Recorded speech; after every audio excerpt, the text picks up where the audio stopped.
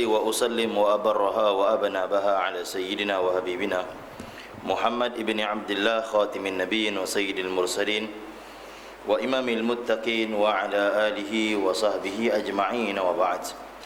وقال الله تبارك وتعالى: أعوذ بالله من الشيطان الرجيم إن الذين قالوا ربنا الله ثم استقاموا تتنزل عليهم الملائكة ألا تخافوا ولا تحزنوا وأبشروا بالجنة التي كنتم توعدون. صدق الله العظيم. وقال عليه الصلاة والسلام: إن الله يؤتي الدنيا لمن يحب ومن لم يحب ولكن الله لا يؤتي الدين إلا لمن يحب أو كما قال عليه الصلاة والسلام.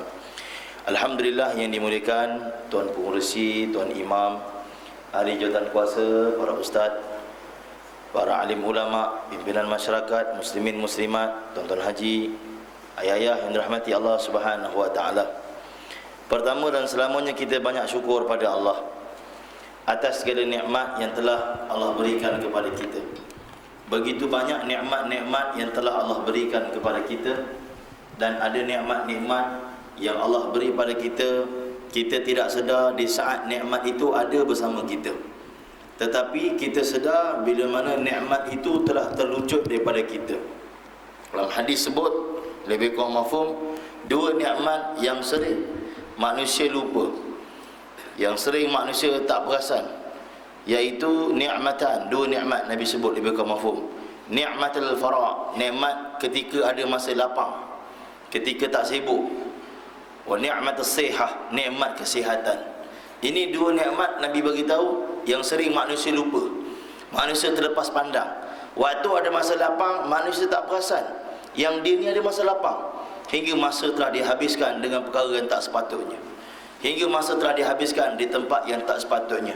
Sedangkan di masa lapang itu dia boleh guna untuk dekatkan diri dia pada Allah. Di masa yang lapang itu dia boleh guna untuk buat kebajikan. Di masa lapang itu dia boleh guna untuk buat sesuatu perkara yang baik, yang boleh menghampirkan diri dia kepada Allah Jalla wa'ala. Tapi setelah dia sibuk baru dia perasan. Yang kedua, nikmat sihat. Waktu sihat tak perasan. Kalaulah saya sihat, saya jalan kaki pergi masjid. Kalaulah saya sihat, saya tunaikan haji dengan sempurna. Orang beritahu, kalaulah saya sihat, ni dah kalau dah. Masa tu dah kena kencing manis, kaki dah tak ada sebelah. Tuan-tuan dan ibu rahmati Allah Subhanahu wa taala, ini yang sering manusia terlepas pandang, terlupa. Tuan-tuan, alhamdulillah, syukur banyak pada Allah. Allah Taala bagi taufik hidayah pada kita. Malam ni kita dapat datang ke rumah Allah, tunaikan satu perintah Allah yang besar, yakni solat. Perintah solat ni bukan perintah kecil, perintah yang besar. Apa bukti dia? Bukti perintah solat ni perintah yang besar. Allah jemput Nabi naik ke Sidratul Muntaha, bertemu dengan Allah Jalla wa'ala. Allah Ta'ala bagi hadiah, iaitu perintah solat. Satu orang raja, dia tidak suka-suka panggil orang pergi istana. Satu orang menteri, satu orang presiden tak suka-suka panggil orang pergi pejabat dia, melainkan ada benda yang besar, benda yang penting, ataupun benda yang dia nak menghargai orang itu. Maksudnya perkara itu perkara yang besar. Begitulah salat. As-salat imanuddin. Salat ni tiang agama. Man aqama as-salah faqad aqama ad-din. Siapa dirikan salat, dia telah dirikan agama. Jadi tuan-tuan dan ibu rahmati Allah, syukur banyak pada Allah. Allah bagi taufik hidayah pada kita dapat datang ke rumah Allah untuk tunaikan perintah Allah yang besar ini, cara yang telah ditunjukkan oleh baginda Nabi sallallahu alaihi wasallam. Tuan-tuan dan ibu rahmati Allah, kita berada pada bulan Zulkaidah, di mana bulan ini umat Islam daripada seluruh dunia yang dijemput oleh Allah Jalla wa'ala sedang berangkat untuk tunaikan haji di kota Mekah. Seluruh dunia, mungkin di kalangan tuan-tuan ni pun ada yang sedang tunggu hari untuk pergi. Setengah tempat masjid kita buat kuliah, ada yang sedang tunggu hari. Tunggu hari ni ustaz, doa selamat dah buat, puluk kuning dah selesai, habis semua dah selesai dah, tinggal tunggu nak pergi je. Subhanallah. Jadi tuan-tuan, ulama kata tetamu Allah ini ada dua. Kita orang Melayu faham tetamu Allah ni satu saja, iaitu orang pergi Mekah, pergi Madinah, yang menjadi duyufullah, duyufur rahman. Sedangkan ulama menyebut tetamu Allah itu ada dua. Pertama, tetamu Allah itu adalah mereka yang dipilih oleh Allah untuk tunaikan haji, tunaikan umrah. Mereka ini kita panggil duyufullah, duyufur rahman. Tetamu Allah, tetamu ar-Rahman. Ini yang pertama. Tak semua orang dapat pergi. Pilihan daripada Allah. Bahkan ulama kata syarat untuk pergi haji ni bukan yang pertama itu kena ada duit yang banyak. Syarat pertama ni bukan duit yang banyak. Tapi syarat pertama untuk pergi haji, syarat pertama untuk pergi umrah, syarat pertama untuk pergi Mekah, syarat pertama untuk pergi Madinah ialah ada talab, iaitu keinginan dalam hati dia. Siapa sahaja, ada duit ke, tak ada duit ke, sihat ke, tak sihat ke, sibuk ke, lapang ke, pertama dalam hati dia ada keinginan, sebelum mati Allah akan pilih dia sampai. Siapa sahaja, walaupun satu orang tu ada duit yang banyak, tetapi syarat pertama dia tak ada keinginan untuk pergi Mekah, maka tuan-tuan akan lihat dengan kaca mata tuan-tuan, London dia sampai, Bali sampai, Bandung sampai, seluruh dunia dia sampai, Mekah, Madinah dia takkan sampai. Sebab syarat pertama tak ada, iaitu keinginan. Sebab itu tak pelik kenapa ramai orang kaya tapi tak pernah pergi Mekah, ramai orang kaya tak pernah pergi Madinah, ramai orang kaya tapi tak pernah pergi buat haji. Sedangkan di kampung-kampung orang miskin kumpul duit, mereka begitu berkeinginan untuk pergi haji. Bahkan setiap daripada mereka mengatakan, kalaulah saya kaya, muda dulu saya pergi dah. Tuan-tuan, di Indonesia orang jaga rumah, jual rumah untuk pergi haji, jual kereta untuk pergi haji. Tapi di tanah air kita, tuan-tuan yang rahmati Allah, ada sebahagian orang yang mampu untuk pergi tapi tak berangkat. Jadi tuan-tuan, kenapa ulama kata syarat pertama tak ada, iaitu keinginan untuk pergi. Jadi tuan-tuan, syarat pertama ni setiap daripada kita kena ada. Walaupun kita dah pernah pergi haji, kena pasang lagi niat. Dalam hati kena pasang niat. Tuan-tuan dan ibu rahmati Allah, ini tetamu Allah yang pertama, iaitu yang pergi Mekah, pergi Madinah. Tetamu Allah yang kedua, yang jarang-jarang orang perasan, iaitu mereka yang datang ke rumah Allah 1 hari 5 waktu, tunaikan solat cara berjemaah di masjid, di surau, di tempat azan dilaungkan. Mereka ini juga tetamu Allah, tetapi bukan di tanah suci, tetamu Allah di tanah air. Ulama kata walaupun mungkin orang tu belum pernah pergi haji, belum pernah pergi umrah, belum pernah pergi Mekah, belum pernah pergi Madinah, tapi sebabkan dia istiqamah 1 hari 5 waktu pergi masjid, jadi tetamu Allah di tanah air, maka itu sebagai dia menzahirkan daripada Allah keinginan dia, ya Allah, pilihlah saya jadi tetamu Engkau di tanah suci. Maka insya-Allah satu saat Allah akan pilih dia berangkat ke tanah suci. Jadi tuan-tuan, sekarang ni bulan orang berangkat ke tanah suci, subhanallah. Nak bagi tahu betapa pergi haji ini pilihan daripada Allah. Waktu kami tinggal di Madinah, biasa tuan-tuan orang belajar Madinah ni, Universiti Madinah ni, dia punya antara benda special dia, waktu kita mendaftar tu dia bagi tahu insya-Allah dapat pergi haji. Ni antara benda special dia lah. Budak Madinah dapat pergi haji. Tapi rupanya tuan-tuan, sampai saya habis belajar, ada juga kawan-kawan yang dah 4 tahun dah nak balik dah, tak dapat pergi haji. Nak beritahu pilihan Allah. Ini bukan cerita dia duduk Selayang, duduk Madinah dah, duduk Madinah dah, tak dapat pergi haji. Ada juga orang yang duduk Madinah, kita naik teksi dengan dia, nak pergi Masjid Nabawi, musim haji. Kita ada tahun kita dapat pergi, ada tahun kita dapat pergi. Musim haji, kita nak pergi Masjid Nabawi. Kita tanya Syekh tu, Syekh, awak lahir sini? Lahir sini. Ni musim haji ni, orang semua pergi Mekah buat haji, tak pergi buat haji ke? Kita tanya. Dia kata, kau ni mesti tak tahu lagi. Dia kata, tak tahu apa? Dalam Islam ni, yang penting bukan haji, yang penting umrah. Pula dah terkejut kita dengar, yang penting umrah bukan haji, dia kata. Jadi umrah tu yang paling penting. Aku tak buat haji, aku buat umrah aja. Maksudnya tuan-tuan nak cerita, walaupun tinggal di Madinah tapi tak mendapat hidayah daripada Allah, Allah tutup kefahaman daripada dia, Allah tutup kefahaman kepada dia, sampai macam tu sekali. Ni tuan-tuan. Begitu juga kalau tuan-tuan bergerak dalam dakwah, tuan-tuan keluar dakwah, pergi ke kampung-kampung, pergi ke pendalaman-pendalaman, ataupun di bandar sekalipun, ada juga orang yang berpegang dengan fahaman yang begitu luar biasa, yang kita pun tak sangka ada orang macam ni dekat dunia. Kita pun tengok dia nak tegur pun tak sampai hati, sebab kita terkejut.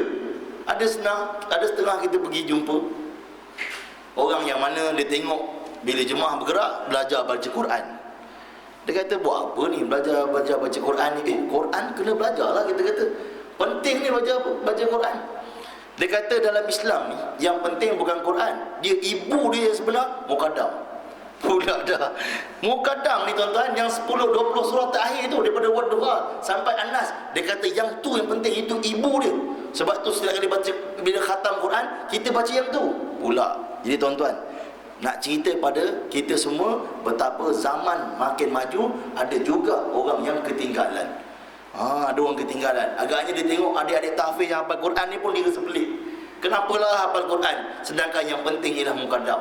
Ni tuan-tuan, zaman maju ni. Tuan-tuan dan ibu rahmati Allah, itulah dia kedua-dua tadi tetamu Allah Subhanahu wa taala. Sekadar mukadimah untuk kita pada hari ini. Tuan-tuan, kita sambung pengajian kitab kita, kitab Hayatus Sahabah yang dikarang oleh Hazrat Syekhul Hadis Syekh Yusuf rahmatullah alaih. Kita masih lagi pada bab yang kedua yang membicarakan tentang kesungguhan dakwah Nabi sallallahu alaihi wasallam. Pada pertemuan yang lepas kita telah cerita tentang Nabi SAW dipanggil oleh Abu Talib di saat orang Quraisy mengadu tentang Nabi SAW buat dakwah. Nabi menyeru untuk manusia menyembah Allah. Maka di saat itu orang Quraisy mengadu kepada Abu Talib. Menjadi kebiasaan manusia, kalaulah dia rasa dia tegur orang ni agak-agak tak boleh dengar, agak-agak orang tu tak boleh terima, maka dia akan suruh orang yang lebih senior ataupun lebih tua ataupun lebih orang tu dengar cakap untuk tegur. Ni tuan-tuan, menjadi kebiasaan manusia macam itulah. Ada setengah orang ni tegur tak jalan, tapi kalau orang yang ni tegur jalan. Dia setengah orang macam tu. Jadi tuan-tuan, pada hari ini kita sambung pengajian yang lepas. Kata penulis, Abu Talib lalu berkata kepada Rasulullah sallallahu alaihi wasallam, sesungguhnya apa yang kamu minta itu benar. Kerana itulah Rasulullah SAW ingin sekali bapa saudaranya itu memeluk agama Islam. Rasulullah SAW pun berkata kepadanya, kalau begitu ucapkanlah kalimah syahadah itu, nanti akan aku minta syafaat bagimu di hari kiamat, wahai bapa saudaraku.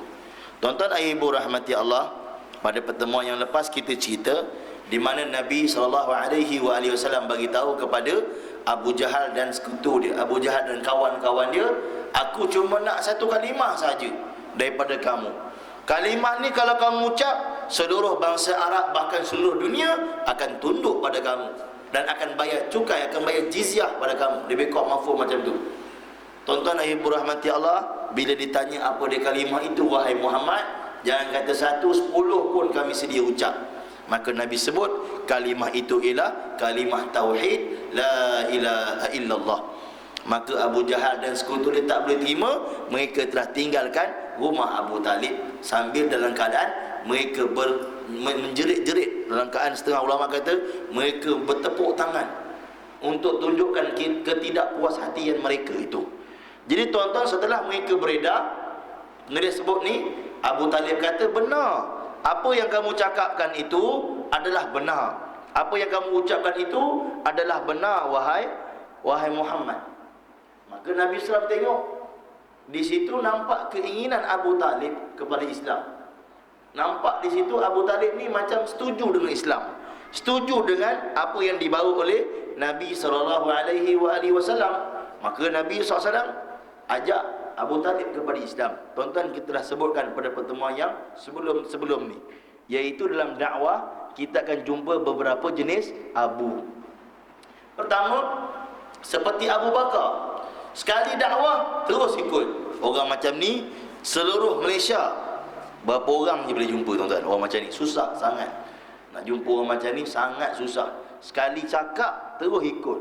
Jom pergi masjid, terus pergi masjid. Jom pergi kuliah, terus pergi kuliah. Tak cakap banyak. Susah nak jumpa orang macam ni. Orang macam Abu Bakar, tak banyak tanya. Ni sifat Abu Bakar. Hingga setengah ulama kata Abu Bakar ni dipanggil As-Siddiq bukan hanya kerana membenarkan kata-kata Nabi di saat peristiwa Isra' wal Mi'raj, tetapi juga membenarkan kata-kata Nabi di setiap percakapan Nabi tanpa bertanya-tanya. Tak tanya-tanya dah. Apa Nabi cakap pasti benar. Sadaqta ya Rasulullah, benar ya Rasulullah. Tak ada ragu-ragu lagi dah. Apa saja yang Nabi cakap pasti benar. Apa saja Nabi suka, itu yang Abu Bakar suka.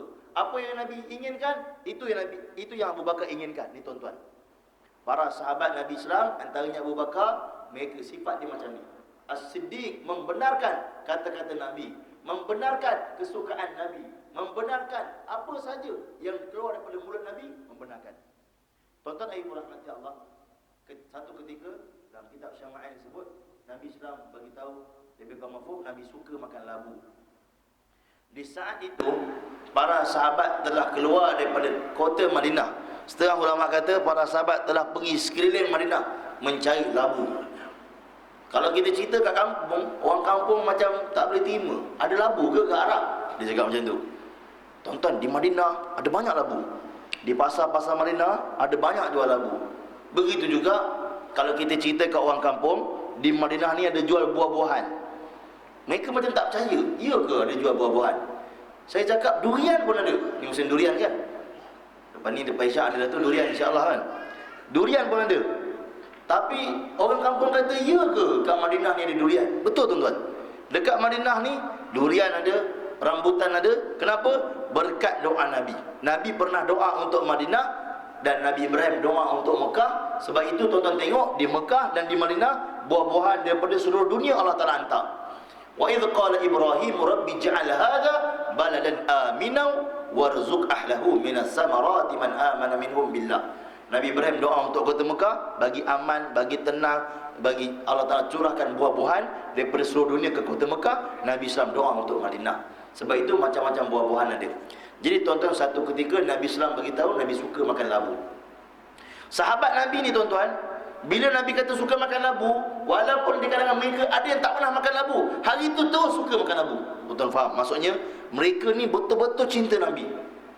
Katalah satu orang bercinta, Abu bercinta dengan satu orang perempuan nama Nina contoh. Dia tak minat pun makan buah strawberry. Tapi bila Nina tu kata saya suka strawberry, hari tu Abu kata strawberry lah yang paling sedap dalam hidup saya. Ni tuan-tuan, orang bercinta. Begitulah sahabat Nabi mencintai Nabi. Ada di kalangan mereka labu pun tak pernah makan. Ada sahabat labu pun tak pernah tengok.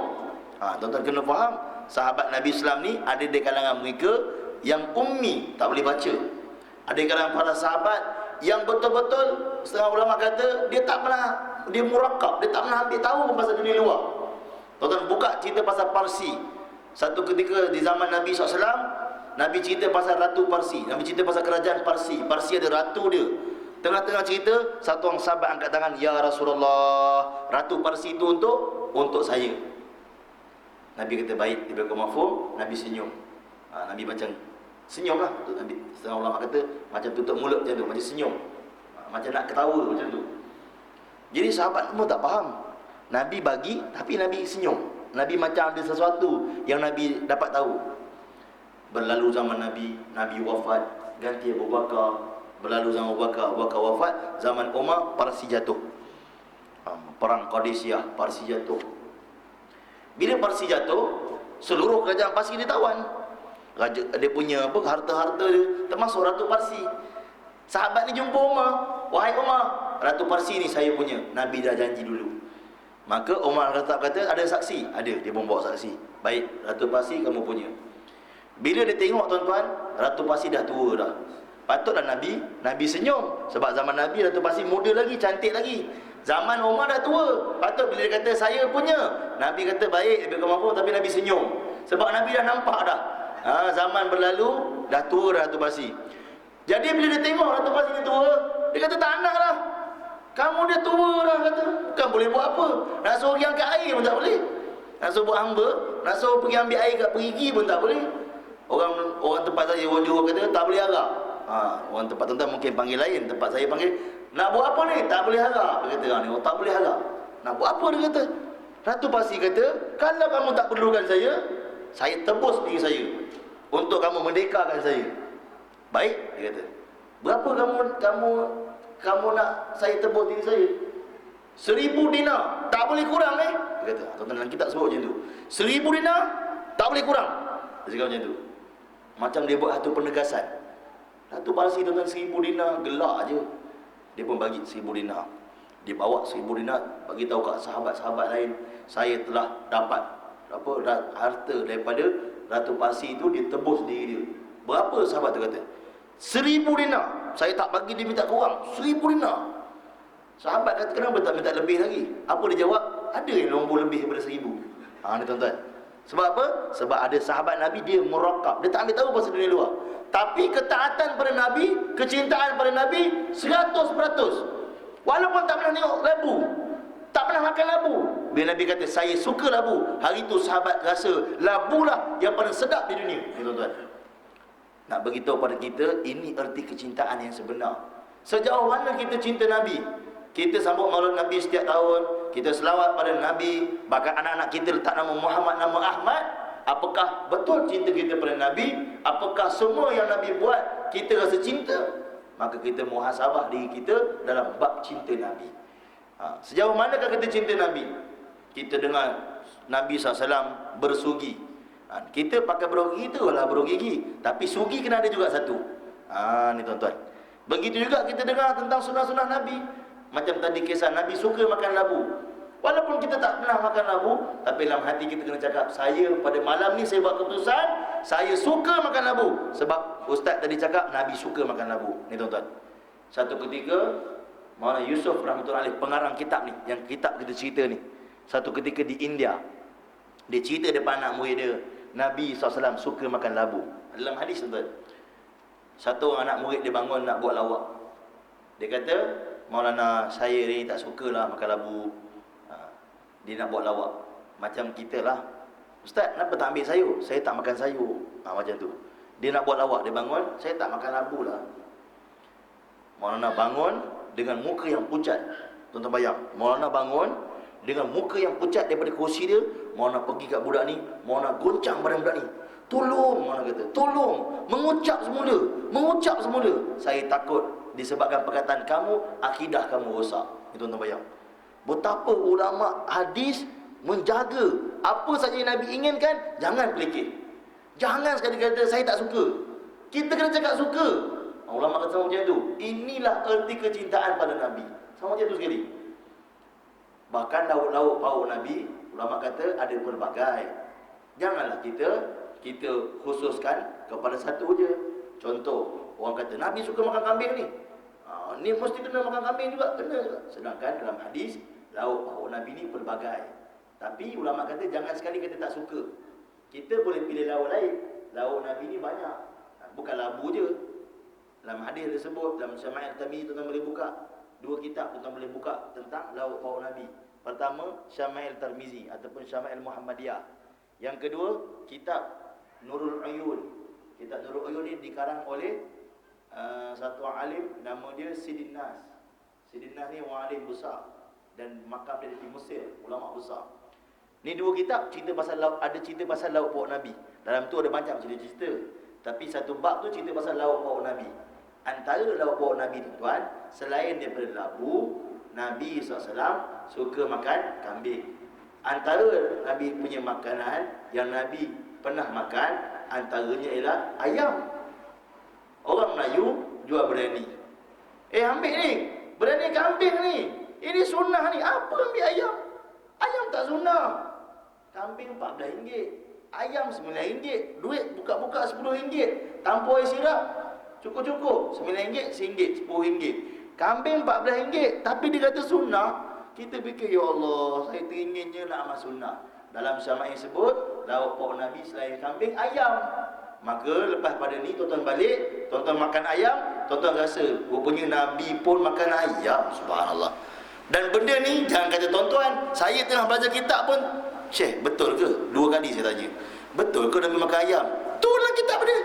Betul ke Syekh dia makan? Cuba baca balik, dia kata. Kita baca memang betul ayam.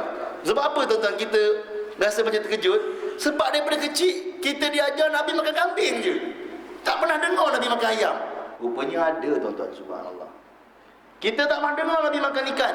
Dalam kitab Bidayatul Mujtahid wa Nihayatul Muqtasid, Ibn Rushd Qurtubi cerita Nabi SAW dibawa ikan kepada Nabi dan Nabi rasa, subhanallah. Rupanya Nabi makan juga, subhanallah. Bahkan waktu kami di Madinah, satu kitab kita belajar, nama kitab tu Lu'lu' Al-Maknun, kitab sirah. Nabi dibawa ikan pada Nabi, dan ikan tu dibawa daripada lautan Laut Merah yang jauh daripada Madinah.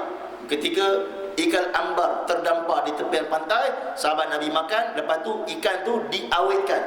Syekh kami di Masjid Nabawi sebut ikan tu diawetkan dengan garam. Jadi sampai di Madinah, Nabi SAW makan ikan tu bukan ikan segar, ikan yang telah diawetkan. Syekh di Madinah itu sebut di Masjid Nabawi ni, depan mata saya dengar sini dengan telinga saya duduk depan Syekh tu. Syekh kata ikan tu ialah ikan masin. Rupanya selama ni orang Melayu makan ikan masin, Nabi pernah makan. Ni bukan saya cakap, Syekh kat Masjid Nabawi sebut. Tuan-tuan bayang, maksudnya kadang-kadang kita tak tahu benda ni. Rupanya selama ni yang kita makan tu sunnah. Pernah saya jumpa satu orang minum temikai, minta maaf lah Syekh, anak temikai ni anak tak makan. Anak makan yang sunnah aje. Ni tuan-tuan. Ini kesilapan tak duduk dalam kuliah. Ini kesilapan tak belajar kitab. Akhirnya dia tak tahu. Dalam Syama'il tersebut, dalam Nurul Ayun sebut, Nabi SAW suka makan temikai. Nabi makan temikai, Nabi selang dengan rutak, kurma muda. Nabi makan temikai, makan kurma muda. Makan temikai, makan kurma muda. Masya Allah. Ni tuan-tuan, ada dalam kitab sebut. Jadi lauk pauk Nabi ni banyak. Tapi jangan sekali-kali salah satu daripada lauk pauk tadi yang kita tak suka, kita cakap tak suka. Kena cakap suka juga, walaupun kita tak makan lagi. Saya bukan tak makan, saya tak makan lagi. Tak makan lagi. Macam orang tanya, bila nak tambah satu lagi? Belum lagi. Bukan tak nak tambah, belum lagi. Ni orang jawab. Jawapan selamat. Kalau cakap tak nak, kena bubuh kat situ. Jadi belum lagi. Belum lagi cakap. Macam tu juga. Kenapa tak makan labu ni? Belum lagi. InsyaAllah saya makan. Kena cakap macam tu. Ulama kata, untuk apa? Berhati-hati dalam memperkatakan tentang sunnah Nabi sallallahu alaihi wasallam. Jadi tuan-tuan, yang pertama Abu Bakar tadi. Yang kedua ialah Abu Talib. Nampak macam suka, nampak macam cinta pada Islam, tapi dia cuma suka je, dia tak masuk Islam. Ini Abu Talib. Yang macam ni banyak tuan-tuan. Saya, ya Allah, program surah Adiniyah tu memang terbaik betul lah. Siapa pengusi dia, siapa EJK dia, memang bagus. Saya selalu tengok poster Adiniyah di tepi-tepi jalan. Bang, bila nak pergi surau Adiniyah? Tak apalah, pergi dulu. Sampai meninggal tak pergi surau. Ni tuan-tuan, ni macam Abu Talib. Suka je. Suka. Tapi tak bersama. Suka je. Awak semua ni buat dakwah, Masya Allah, memang bagus awak punya dakwah ni. Jumpa orang ajak anak-anak muda pergi masjid, surau, bagus. Bila abang nak sama-sama kita? Tak apalah, saya sokong je, saya suka je. Masya Allah. Yang ketiga tuan-tuan, Abu yang ketiga siapa? Abu yang ketiga ialah Abu Jahal. Abu Jahal ni tuan-tuan, tak cakap banyak, sampai mati tentang. Ni tuan-tuan, sikit pun tak sokong, sampai mati tentang. Ada je program surah Adiniyah yang tak kena. Tak betul semua. Semua tak betul, dia je betul. Tapi surah tak pernah pergi, komplain je. Komplain dia lah. Apa sah ekor ni ada 7, atuk buat 10. Dia RM1 pun tak pernah lepas kat tempat masjid, RM1 pun tak pernah lepas kat tabung surau. Kok dia lepas RM1,000, RM2,000, sedap juga dia order aircon. Tapi RM1,000, RM2,000 tak pernah lepas. Yang kata RM1,000, RM1 pun tak pernah lepas. Tapi dia punya komplain dia banyak. Ini tuan-tuan. Yang ketiga seperti Abu Jahal, sampai mati menentang. Yang keempat, dalam dakwah kita akan jumpa orang seperti Abu Sufyan. Masa dia tak tahu, dia tentang. Lepas dia tahu, dialah yang paling mendukung. Orang macam ni ramai tuan-tuan. Dulu masa tak tahu, dialah yang paling menentang semua program-program surau. Dia yang paling menentang dakwah. Dia yang paling menentang apa saja program, dia menentang. Sekarang dia jadi pengusi. Subhanallah. Tak main dah, tak siap, pengusi terus. Dia jadi setiausaha, dia jadi bendahari. Sedangkan dulu dia tahu, dulu saya lah ustaz yang lawan program-program surau ni. Dulu saya lah yang bagian halau-halau orang dakwah ni. Tapi sekarang tu dulu ustaz, sekarang dah lain. Ni tuan-tuan, maksudnya ulama kata orang yang seperti Abu Sufyan ini, Masya Allah, sangat-sangat beruntung kerana sebelum mati Allah bagi hidayah pada dia. Jadi tuan-tuan, Abu Talib, nama dia Abu Talib. Maksud Talib ni apa? Keinginan. Abu, bapa. Abu Talib, bapa segala keinginan. Ni Abu Talib, maksud Abu Talib. Setengah ulama sebut, walaupun nama dia bapa segala keinginan, tapi tak ada keinginan dalam masuk Islam. Sampai mati Allah tak pilih. Jadi tuan-tuan nak bagi tahu pada kita pentingnya keinginan tadi.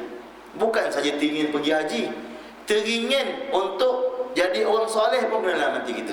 Teringin nak masuk surga, teringin nak jumpa Nabi ke akhirat. Ni teringin ni teringin yang orang beriman ada. Tolak yang ada dalam diri orang yang beriman kena dalam diri kita. Tengok ulama lalu. Pernah kita ceritakan kan, Imam Ghazali rahmatullah alaih. Nama dia Imam Abu Hamid Al-Ghazali rahmatullah alaih. Dia ulama yang besar dalam mazhab Syafi'i. Bahkan bukan sahaja mazhab Syafi'i, dia ulama besar dalam Islam.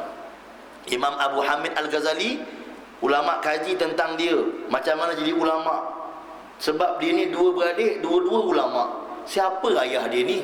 Macam mana ayah dia didik dia sampai dua-dua jadi ulama? Bukan ulama biasa, legend pula, legenda. Sampai hari ini disebut-sebut nama Imam Ghazali rahmatullah alaih. Ulama ni ramai tuan-tuan, insya-Allah. Kalau pergi di Mesir tu, makam ulama saja banyak macam kampung dah. Tuan-tuan pergi Mesir, satu bukit nama dia Jabal Mukhattam. Jabal Mukhattam ni bukit terkenal lah. Kalau di Madinah, Bukit Uhud. Kalau Mesir, Jabal Mukhattam, Bukit Mukhattam. Setengah kata, ulama kata bukit tu bukit syurga juga. Setengah pendapat ulama yang akan dalam syurga. Bawah tu tuan-tuan, kubur, makam ulama-ulama orang-orang soleh, makam orang Mesir, macam kampung. Memang besar, masya-Allah. Memang kawasan luas, kubur je. Nak beritahu ramainya ulama-ulama tuan-tuan. Itu baru kat Mesir, belum kat tempat lain. Tapi Imam Ghazali di antara ulama yang Allah Ta'ala bagi berkat pada dia sepanjang zaman dikenal. Jadi orang kaji sejarah dia. Siapa Imam Ghazali ni? Siapa ayah dia? Rupa-rupanya tuan-tuan, ayah dia ni bukan ulama. Ayah Imam Ghazali rahmatullah alaih cuma penjual halawiyat, penjual manisan, kuih manis. Halawiyat ni bahasa Arab. Halawiyat ni manisan. Orang Arab ni suka makan manisan. Orang India, orang Arab, dia suka makan manisan. Jadi tuan-tuan, ayah Imam Ghazali rahmatullah alaih jual manisan, kuih manis dekat tepi masjid. Dia buka warung kecil, jual kat situ. Macam mana macam dia jadi ulama? Apa kaitan dia dan anak dia jadi ulama? Rupa-rupanya ayah Imam Ghazali, setiap kali ada ulama lalu nak pergi masjid, ayah dia cakap dalam hati, ya Allah, jadikanlah anak dan keturunan saya macam dia. Lalu je ulama, ya Allah, jadikanlah anak dan keturunan saya macam dia. Lalu je orang soleh nak pergi masjid, ya Allah, jadikanlah anak dan keturunan saya macam dia. Setiap hari macam tu. Sampailah dia berkahwin, dapat anak. Ya sungguh Allah Ta'ala kabul doa dia. Sepanjang zaman anak dia dikenang. Imam Abu Hamid Al-Ghazali rahmatullah alaih karang banyak kitab, dan kitab yang paling terkenal Ihya Ulumuddin. Ni tuan-tuan, Imam Ghazali rahmatullah alaih. Sebab apa? Ayah dia teringin. Penting tuan-tuan, kita orang beriman, orang Islam kena ada keinginan macam ni. Ini keinginan orang beriman. Apa lagi keinginan orang beriman yang boleh? Ya Allah, kalaulah saya kaya, ya Allah, saya akan buka madrasah. Ya Allah, kalau saya kaya, saya akan bantu orang miskin. Ini keinginan orang beriman. Ulama kata dia mati, tak sempat kaya dia mati, pahala niat dia tu Allah terima. Dalam hadis sebut 4 jenis manusia, kata Nabi di Baitul Mafhum. Yang pertama, memang ia sungguh orang kaya dan dia bercita-cita untuk gunakan harta dia untuk agama, di Baitul Mafhum. Maka digunakan harta untuk agama, Allah terima dia. Yang kedua, dia tak kaya, orang miskin, tapi dia niat, ya Allah, kalau saya kaya, saya akan guna harta saya macam dia tadi, macam yang pertama tadi. Akan guna untuk buka madrasah, akan guna untuk jalan dakwah, akan guna untuk bawa manusia pada Allah, akan guna untuk kebaikan, bantu orang miskin, orang susah, orang terdesak, orang banyak hutang, apa saja bantu, insya-Allah. Keinginan macam ni, kalau dia mati dalam keinginan dia macam tu, Allah bagi dia pahala macam orang pertama. Keinginan dia kuat nak bantu, keinginan dia kuat untuk buka madrasah, keinginan dia kuat untuk bantu agama. Yang ketiga, lebih kurang hadis, orang yang kaya tapi memang dia tak teringin nak buat kebaikan.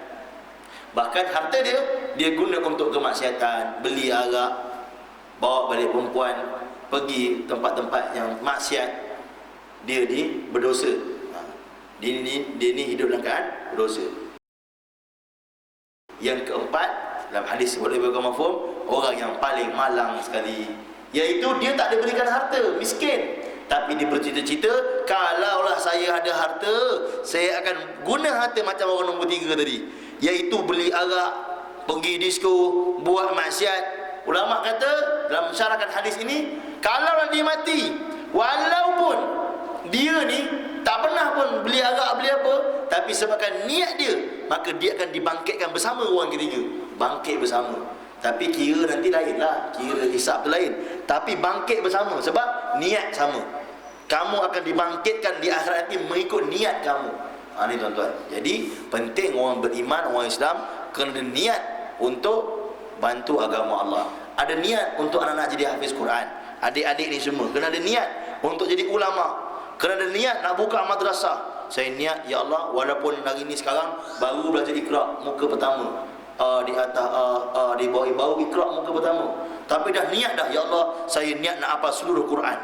Saya niat nak jadi ulama, nak bawa manusia pada Engkau. Saya niat nak pergi jalan-jalan, lorong-lorong, jumpa anak muda, bawa mereka pada Engkau. Saya niat untuk buka madrasah, satu madrasah berbayar, satu madrasah ni free untuk orang susah. Ni niat macam ni kena ada sekarang. Maka dengan niat itu, Allah Ta'ala, bila Allah Ta'ala terima saja, maka mudah seluruh kehidupan kita. Bila Allah Ta'ala terima niat kita. Tuan-tuan dan ibu rahmati Allah, ketika Abu Talib tahu betapa besarnya keinginan anak saudaranya itu, keinginan apa? Keinginan nak pakcik masuk Islam. Macam tu juga kita, kalau ada pakcik kita Islam dah semua. Cuma pakcik kita belum pergi masjid. Kena ada niat, ya Allah, pilihlah pakcik aku pergi masjid. Pilihlah makcik aku ni jaga semayang. Pilihlah sepupu aku jaga semayang. Pilihlah saudara mara adik-beradik aku jadi tutup aurat, jaga semayang, jaga amal. Ini keinginan kena ada dalam diri orang beriman, kena ada dalam diri kita. Begitu juga tuan-tuan, kalau nampak kawan-kawan kita yang bukan Islam, Acong, Mutusami, siapa saja, kena niat dalam hati kita, ya Allah, pilihlah dia masuk Islam, ya Allah, saya teringin nak tengok dia masuk Islam. Kena ada keinginan macam ni. Bukan kita kata yang bukan-bukan pada mereka, tapi teringin doa dalam hati kita, minta Allah Ta'ala bagi hidayah pada mereka. Maka Abu Talib berkata, wahai anak saudaraku, demi Allah, apabila aku tidak takut akan cacian yang akan menimpamu dan menimpa keluarga ayahmu setelah aku meninggal, dan apabila aku tidak takut akan bangsa Quraisy bahawa aku mengucap kalimah, yakni syahadah, yang kamu minta itu kerana takut akan mati, maka pasti akan ucapkan, maka aku pasti akan ucapkan, akan kukatakan agar kamu gembira. Hadis ini di antara yang diketahui meriwayatkannya ada seorang yang tidak diketahui keadaannya. Tuan-tuan dan ibu rahmati Allah, kata Abu Talib, bukan tak nak ucap, memang nak ucap, kata Abu Talib. Tapi saya khawatir kalau saya ucap, orang Quraisy, orang jahiliah kata Abu Talib tu mengucap sebab takutlah tu, takut mati. Jadi saya tak suka benda ni, maka saya tak ucap. Ini termasuk dalam apa tuan-tuan? Termasuk dalam takabur, kata ulama. Takabur ni menafikan kebenaran. Bila mana satu orang menafikan kebenaran, satu orang merasakan diri dia lagi betul, satu orang merasakan diri dia saja yang benar, maka dia termasuk dalam takabur. Dan ini dibahaskan oleh Syekhul Hadis Syekh Zakaria Sarampuri dalam kitabnya Ummul Amrad, satu kitab yang bahaskan tentang sifat takabur. Ada jual tuan, baru diterjemahkan oleh ulama kita, iaitu Maulana Abdullah Amir, orang muda lagi, bayi-bayi saya. Dia terjemah kitab tu, nama kitab tu Ummul Amrad, ibu kepada segala penyakit, iaitu penyakit takabur. Dalam tu cerita pasal takabur je, macam mana punca takabur jadi, macam mana nak buang sifat takabur, dia cerita dalam tu. Dan muka terawal dia akan cerita takabur ini lebih besar daripada kekufuran. Terkejut orang, lagi besar daripada kekufuran, sedangkan kekufuran ni besar daripada segala yang lain. Rupa-rupanya bila Syekhul Hadis bahaskan di bawah tu, rupa-rupanya disebabkan takabburlah orang tak nak masuk Islam. Dia tahu betul, Abu Talib tahu betul, Abu Jahal tahu Islam betul, dan ramai lagi kawan-kawan kita tahu Islam betul. Selain daripada tak dapat hidayah, selain daripada itu ialah ada sifat dalam diri dia menafikan kebenaran. Menafikan kebenaran ini, kata Syekhul Hadis, termasuk dalam sifat takbur. Kalau tak ada sifat ini, maka pasti dah dia akan terima. Seperti mana Umar Al-Khattab radhiyallahu anhu, walaupun dia tubuh badan yang besar, tubuh badan yang gagah, tetapi bila mana dia datang jumpa adik dia, dia pukul adik dia, dapat tahu adik dia masuk Islam. Bila nampak lembaran, dia nak pegang, adik dia kata tak boleh pegang. Kamu tak suci, pergi mandi dulu. Dia buang takbur dia, tuan-tuan. Dia pergi mandi. Sebabkan dia buang takbur itu, kata ulama, Allah suka dengan dia, Allah bagi hidayah pada dia. Jadi penting tuan-tuan ibu rahmati Allah, sifat takbur ini kita kena buang dalam diri kita. Walaupun kita pada hari ini berada dalam masjid, kerana ulama kata sifat takbur ni tak nampak, kita je tahu, kita je rasa. Maka kitalah kena ubat penyakit ni. Penyakit demam boleh pergi klinik, penyakit sakit-sakit lain boleh pergi klinik, ataupun jumpa orang yang mahir dalam perubatan. Tetapi penyakit takbur kita saja yang tahu. Maka tuan-tuan ibu rahmati Allah, kitalah yang kena rawat sendiri penyakit ini. Antara contoh kata ulama penyakit takbur yang orang tak perasan adalah satu orang di majlis Maulidur Rasul ataupun di majlis kenduri, suruh buat kenduri, buat tahlil, buat makan-makan, doa selamat, dia khidmat masak ataupun dia khidmat bahagian sediakan meja makan. Dia bahagian lap, bahagian sediakan meja makan lah, dia bahagian khidmat. Dia kata dalam hati dia, sepatutnya ni bukan tempat saya. Tempat saya tu jadi penceramah tu. Walaupun ketika itu kata Maulana Zakaria, dia sedang buat kerja tawaduk. Kerja khidmat ni kerja tawaduk, tuan-tuan, bukan kerja takbur. Kerja tawaduk, kerja yang akan merendahkan diri dia, tapi dalam hati dia ada takbur. Itu membahaya. Maka perkara takbur ni perlu diusahakan dikikis daripada hati sanubari kita. Azan. Terus. Okey. Kita sambung sikit lagi, tuan-tuan. Tuan-tuan dan ibu rahmati Allah, menurut Imam Bukhari rahmatullah alaih, Ibnu Musayyab menerangkan daripada ayahnya berkata, ketika Abu Talib sedang sakit tenat, maka Rasulullah SAW datang kepadanya. Sedangkan waktu itu terdapat juga Abu Jahal. Maka dia berkata, wahai bapa saudaraku, katakanlah la ilaha illallah.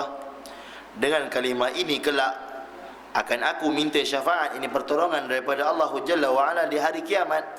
Setelah mendengar perlawaan Rasulullah sallallahu alaihi wasallam yang demikian itu, Abu Jahal dan Abdullah bin Umayyah berkata kepada Abu Talib, wahai Abu Talib, apakah kamu akan berpaling daripada agama Abdul Muttalib? Mereka berdua terus saja mengajaknya untuk tidak meninggalkan agama Abdul Muttalib, sehingga pada akhirnya Abu Talib mengatakan, aku tetap kepada agama Abdul Muttalib. Rasulullah SAW bersabda, demi Allah, akan aku meminta ampun baginya selama aku tidak dilarang. Nabi SAW kata, Begamafun bersabda, Nabi SAW akan doakan keampunan untuk pakcik dia. Kenapa, tuan-tuan? Kerana Abu Talib ni jasa dia besar dalam Islam. Bantu ketika mana melawan di lembah Abi Talib, bahkan orang Quraisy tak berani pukul Nabi, sentuh Nabi ketika mana Abu Talib masih hidup. Banyak jasa Abu Talib. Sebab itu ulama kata, daripada satu sudut kita berterima kasih kepada Abu Talib, kerana di saat kita tak ada lagi zaman tu, Abu Talib tolong lindung Nabi kita. Sepatutnya itu kerja kita, lindung Nabi. Tapi ketika itu kita tak ada lagi, Abu Talib tolong ganti tempat kita, tolong lindung Nabi kita. Begitu, tuan-tuan ayah ibu rahmati Allah, kita di zaman ini, kalaulah ada orang menghina sunnah Nabi, orang menghina ajaran Nabi, orang menghina apa saja tentang Nabi, keluarga Nabi, mak ayah Nabi, maka tuan-tuan kita kena bela. Kerana dulu masa kita belum lahir, Nabi dicaci, Nabi dihina, kita tak ada zaman tu untuk lindung Nabi. Jadi kita ada sekarang, zaman sekarang kalau ada orang hina Nabi, maka kita kena tegas, kita kena berani tegakkan kebenaran, kita kena lawan mereka yang menghina sunnah Nabi. Bahkan kita kena berani bercakap benar tentang apa saja orang yang cakap tentang sunnah, walaupun dalam keadaan bergurau. Kerana tuan-tuan, perkara sunnah bukan perkara main-main, bukan perkara yang boleh dibuat gelak ketawa. Kerana perkara sunnah ini perkara yang besar.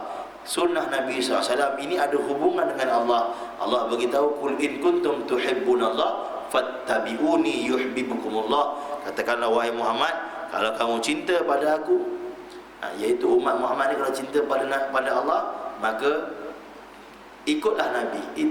Fattabi'uni yuhibbukumullah, kamu akan dicintai oleh Allah. Jadi tuan-tuan, Nabi SAW mohon istighfar, mohon keampunan untuk Abu Talib hingga turunnya wahyu. Maksudnya, sesungguhnya tidak layak bagimu dan bagi orang untuk meminta ampun bagi orang musyrikin. Allah turunkan wahyu, tak boleh minta ampun untuk orang musyrikin, walaupun daripada kaum keluarga yang terdekat, setelah tahu bahawa mereka itu penghuni neraka. Walaupun mak ayah kita, walaupun mak ayah kita, tak boleh doakan keampunan untuk mereka yang meninggal dalam keadaan musyrik. Jadi tuan-tuan, di sini kita perlu faham, ini Allah Ta'ala turun wahyu untuk Abu Talib. Tetapi untuk mak ayah Nabi, mak ayah Nabi ni tuan-tuan, dia dikira ahli fitrah.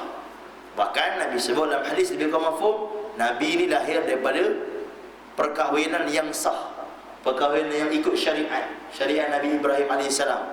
Maksudnya mak ayah Nabi ini bukanlah yang didakwa seperti orang tertentu mengatakan mak ayah Nabi dalam neraka. Ini satu perkara yang sangat mendukacitakan. Bahkan ini satu perkara yang begitu malang, dan kita patut marah kalau kita dengar orang cakap macam ni. Tuan-tuan, Imam Maghrib, Ustaz Mohib kita baca tadi, saya tadi datang lewat, tapi dengar Ustaz Mohib baca, wa makana mu'adzibina hatta nab'asa rasula. Tidak akan diazab mereka yang di saat itu tak diutuskan rasul. Ini firman Allah dalam Quran. Allah Ta'ala beritahu tidak akan diazab bagi mereka yang di saat itu tak diutuskan rasul. Maka ulama bahaskan antara mereka ahli fitrah ini, iaitu mak ayah Nabi SAW. Tuan-tuan, satu orang datang dekat kita, cakap dekat kita, mak ayah kita dah meninggal, cakap dekat kita tengah makan nasi ni, mak ayah awak masuk neraka. Berhenti tuan-tuan makan nasi, tak sempat basuh tangan, situ juga kita bagi dia. Ini kan pula orang kata kat mak ayah Nabi dalam masjid, dia kata kita boleh tenang, lepas tu lepas isyak boleh duduk atas motor, lipat rukuk daun isyak, bertenang je kita. Ni tak kena. Patut kita kena dalam hati kita, paling kurang kita rasa tak boleh terima apa yang dia cakap. Di mana saja orang menghina mak ayah Nabi, maka kita kena cakap dalam hati kita, salah dia cakap ni. Mak ayah Nabi ialah ahli syurga. Tuan-tuan, mak Nabi SAW mendapat tanda-tanda yang anak dia jadi Nabi waktu dalam perut lagi. Bahkan sebelum lahir, dalam mimpi lagi. Tuan-tuan boleh tengok kisah kewafatan Aminah binti Wahab. Apa dia pesankan Nabi? Wahai anakku, kalaulah betul apa yang aku mimpikan dulu, maka engkaulah yang Allah akan pilih untuk menyambung perjuangan atukmu, iaitu Ibrahim AS, untuk membawa manusia ke jalan kebenaran. Ini percakapan mak dia, tuan-tuan. Di akhir sebelum wafat, pesan dekat Nabi. Sebab itu kita tengok dalam sirah Nabi SAW, ketika umur 6 tahun mak dia wafat di Abwa. Dan ketika itu Nabi SAW dengar pesanan daripada mak dia. Nabi SAW kecil lagi masa itu, tuan-tuan. Tapi biasalah manusia, Nabi pun ada sebab manusia, ada perasaan sedih mak meninggal. Nabi SAW menangis. Berlalu tuan-tuan zaman, hingga Nabi SAW kahwin, membesar, dapat wahyu, memperjuangkan Islam. Beberapa ghazwah berlaku, hinggalah tuan-tuan Islam menang.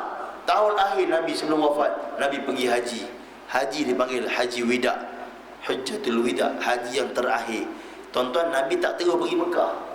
Tuan-tuan buka dalam sirah, Nabi SAW daripada Madinah bersama 80,000 sahabat, Nabi berhenti di Abwa, kampung Abwa.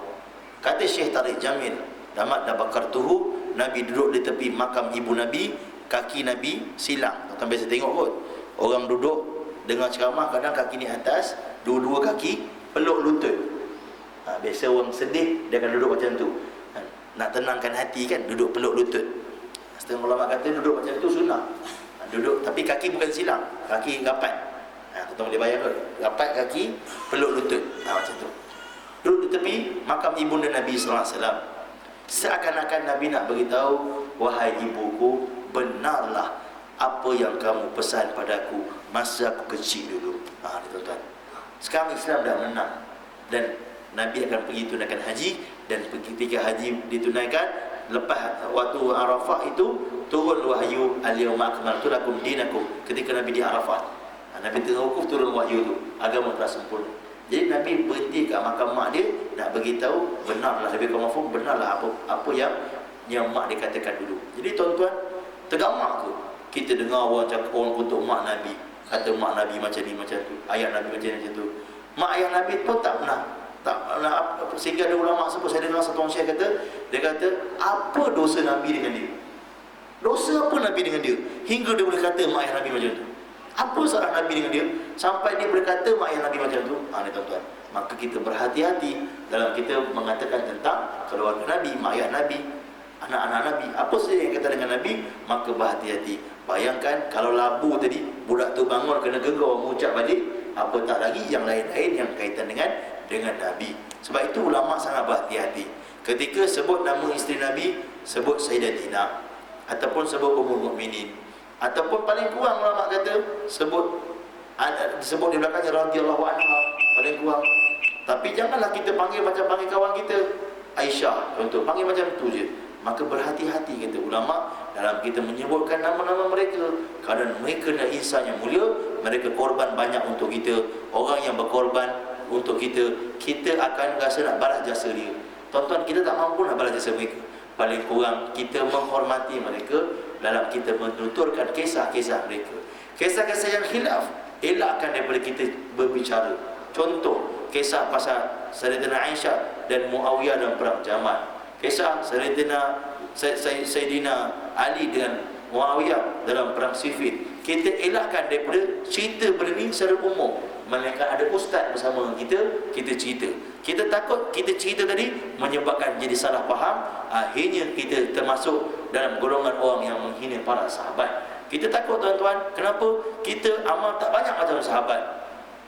Kita balik jumpa Allah muflis, habis, tak ada apa-apa. Tuan-tuan, Nabi SAW sebut dalam hadis yang mafhum, siapakah dia orang muflis? Orang muflis ialah mereka yang balik akhirat dengan bawa amal yang banyak setinggi gunung, tapi disebabkan ada pernah buat salah dengan orang kat dunia, maka habis harta dia, habislah pahala dia, habis semua jadi muflis. Jadi tuan-tuan, kita tak nak jadi muflis. Kita nak jadi orang yang mana dapat masuk syurga, dengan rahmat dan redha daripada Allah Subhanahu Wa Taala. Tidak ada jalan yang kita akan dapat redha melainkan kita menuruti sunnah Nabi sallallahu alaihi wasallam.